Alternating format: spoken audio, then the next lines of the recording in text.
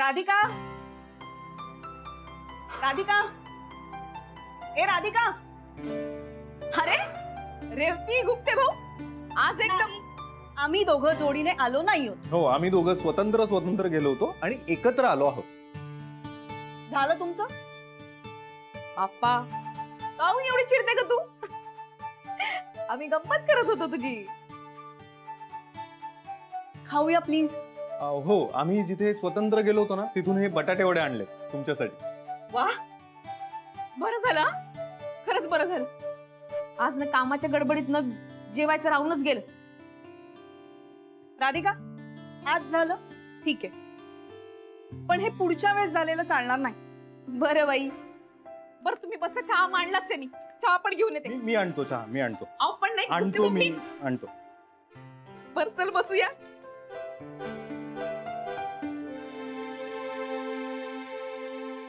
बरं, काय म्हणाल्या साठेबाई? गेली होतीस ना? गेले होते ना.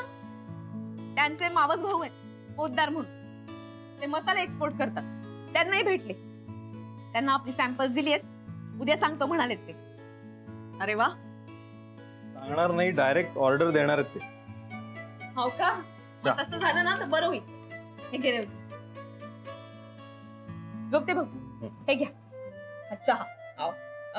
तुम्ही बसा ना. हा, बसतो मी. डिश देऊ का तुम्हाला? नाही नाही, नको.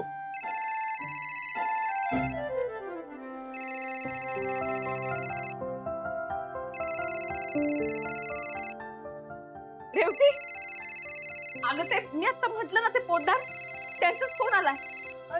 मग घे ना, काय म्हणतात ते बघ. हो. हॅलो, हा मी राधिका बोलून राहिले. मिसेस सुभेदार, आज सकाळी तुम्ही तुमच्या मसाल्याचे सॅम्पल घेऊन गेलात ना? कशी वाटली टेस्ट? आवडले का मसाले? नाही नाही, टेस्ट नाही केले हो. काहून? काही प्रॉब्लेम गिब्लेम आहे का? नाही नाही हो, प्रॉब्लेम कसला, एकदम झकास आहेत. काय माहिती का, एवढ्या वर्षाचा माझा अनुभव आहे. नुसतं वासाने आणि रंगानेच तुमच्या मसाल्याची क्वालिटी ओळखली. खूप हेल्दी आहेत बरं का मसाले. हो, त्यामुळे उद्यापर्यंतची वाट पाहू शकलो नाही, लागलीच फोन केला तुम्हाला. Thank you, thank you sir. आता नुसतं थँक्यू म्हणून चालणार नाही, तेव्हा आता जोमाने कामाला लागायचं. म्हणजे उद्या सकाळी माझ्या ऑफिसमध्ये या आणि कॉन्ट्रॅक्ट साईन करा. मिसेस सुभेदार, तुम्हाला मी एक मोठी ऑर्डर देणार आहे. आता तुमचे मसाले एक्सपोर्ट होणार आहेत. काय? मी उद्याच येऊन भेटते तुम्हाला. या या, वाट बघतोय. गुड लक. हा, ठेवून राहिले फोन. काय झालं? रेवती, गुप्ते भाऊ, आपल्याला एक मोठं कॉन्ट्रॅक्ट मिळून राहिलं. वा, बघा मी म्हणालो होतो ना. क्या बात है, कॉंग्रॅच्युलेशन. थांबा, नाना नानींना सांगून येते मी. नको नको सांगू शकता. अगं नको काय, मग मी जा आई बाबांना फोन करते. राधिका नको. अगं असं काय करून राहिली, करते ना फोन. नाही नाही, आई बाबांना फोन करू नकोस. रेवती, अगं एक मिनिट, मी बरोबर बोलते. राधिका, आता नागपूरला फोन करून काहीही कळवायची गरज नाहीये. पण रेवती, मी आतापर्यंत सगळ्या गोष्टी त्यांना सांगत आले. असं असं कसं नको कळू. करते ना त्यांना फोन, एक फोन करू दे ना. राधिका, मला मान्य आहे आई बाबा तुला नेहमी सपोर्ट करतात, पण राधिका, ते अजूनही गुरुनाथच्या संपर्कात आहेत आणि इथे काय झालं हे त्यांना माहिती नाही. समजा उद्या उत्साहाच्या भरात त्यांनी गुरुनाथला काही सांगितलं तर काय होईल? नाही वहिनी, अगदी बरोबर आहे तिचं. उगाच कुणामुळे तुमच्या कामात खोडा नको. नाही, खरं आहे रेवती तुझं. पान यांच्यामुळे मी आई बाबांची सुद्धा आता लपवाछपवी करून राहिले.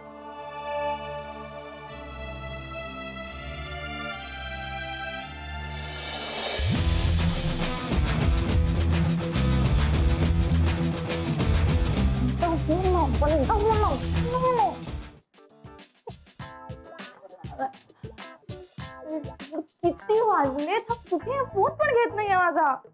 गुड इव्हनिंग बच्चा. Good evening. किती वेळ लावलास यार तू?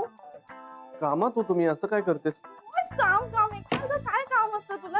अगं बच्चा, अगं काय करतेस? मला किती कंटाळा येतोय माहितीये घरी एकटा आपला मूवीचा प्लॅन होता आणि तू लवकर आला नाही. 7ची पण मूवी गेली, नंतरची पण मूवी गेली. मला बोर होत आहे ना. हो मग तू ईशा सोबत जायचं ना, तिला घेऊन जायचं ना मूवीला. नाही, मला नाही जायचं तुझ्यासोबत. ती कुठेतरी तिच्या फ्रेंड सोबत गेली बर्थडे पार्टीला.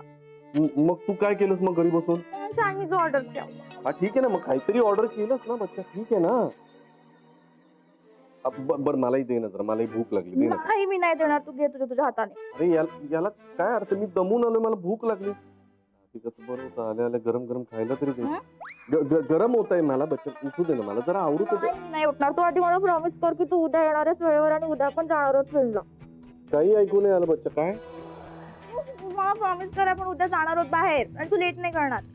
मी नाही असं प्रॉमिस करू शकणार बच्चा, मला रोज खूप काम आहे आणि मी नाही उद्या तुला वेळ देऊ शकत. अरे एवढं काय काम आहे तुला?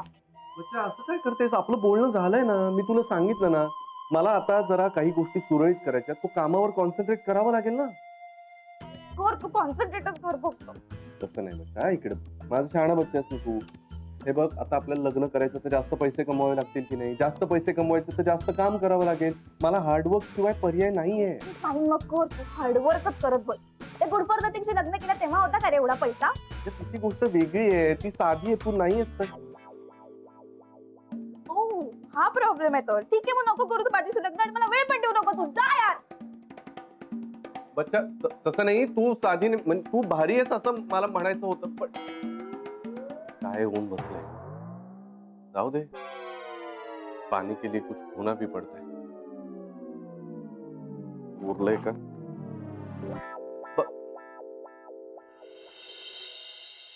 अथर्व, आवरलं का तुझं? भक्ती मिस आल्यात. आई मी आलो. ये लवकर. ठीक आहे, थँक्यू. का हो? एवढी कसली गडबड होती? कसं काय झालंय सगळं? अहो, बाबा आले होते ना पुण्याहून, तेव्हा निघताना त्यांची खूप घाई झाली. गाडीला उशीर होत होता म्हणून घाईघाईत निघालो आणि जिन्यावरून घसरून मीच पडले. पण आता बरं वाटून राहिलं ना तुम्हाला? हो, आता बरं आहे. बोला, आज कशी काय वाट चुकलात? शाळेत गॅदरिंग आहे राधिकाताई आणि सगळ्या मुलांच्या पालकांना कंपल्सरी यायचंय. म्हणजे आम्ही तसं इतर पालकांना फोन करून कळवलंय, पण मी खास इथे तुमच्यासाठी आले. म्हणजे गॅदरिंगला तुम्ही तरी यायचंच आहे. सोबत अथर्वचे बाबा आले तर खूप बरं होईल. मला माहिती आहे राधिकाताई, पण शाळेचा तसा आग्रह आहे. आई आणि बाबा दोघांनाही यावं लागेल. पण भक्ती मिस, तुम्हाला तर माहितीये ना. राधिकाताई, मला सगळं कळतंय, पण कसं आहे की या वर्षी गॅदरिंग मध्ये मुलांना फॅमिली विषयी बोलायचंय. सगळी मुलं बोलणार आहेत आणि अथर्वलाही बोलावं लागेल. अथर्वच्या बाबांच्या विषयावरून त्याची 1-2 मुलांबरोबर मारामारी झाली होती. आता परत त्या सगळ्या विषयावरून त्याचा मूड ऑफ व्हायला नको, इतकंच वाटतं मला. ठीक आहे भक्ती मिस, पण आता राधिकाताई, मला कळतंय, पण तुम्ही एकदा प्रयत्न करा. बोलून बघा ना अथर्वच्या बाबांशी. आणि मला माहिती आहे हे सगळं तुम्ही करू शकता. अथर्वसाठी प्रयत्न करा. आणि दुसरी गोष्ट म्हणजे त्याचं स्पीच, ते पण रेडी ठेवा. हां, मी प्रयत्न करेन. खरं तर भक्ती मिस, हे सगळं विचारायला मीच शाळेत यायला हवं. पण पान हल्ली वेळच होत नाही. कामही खूप असतं, कधी कधी अभ्यास सुद्धा राहतो त्याचा. राधिकाताई, हे सगळं तुम्ही एकट्या करताय ना, म्हणून तुमच्यावर एवढं प्रेशर येतंय. मी तुम्हाला एक सुचवू का? म्हणजे बघा, तुम्हाला पटलं तर. सुचवा ना. मला असं वाटतं की काही वर्ष तुम्ही अथर्वला हॉस्टेलमध्ये ठेवलं तर.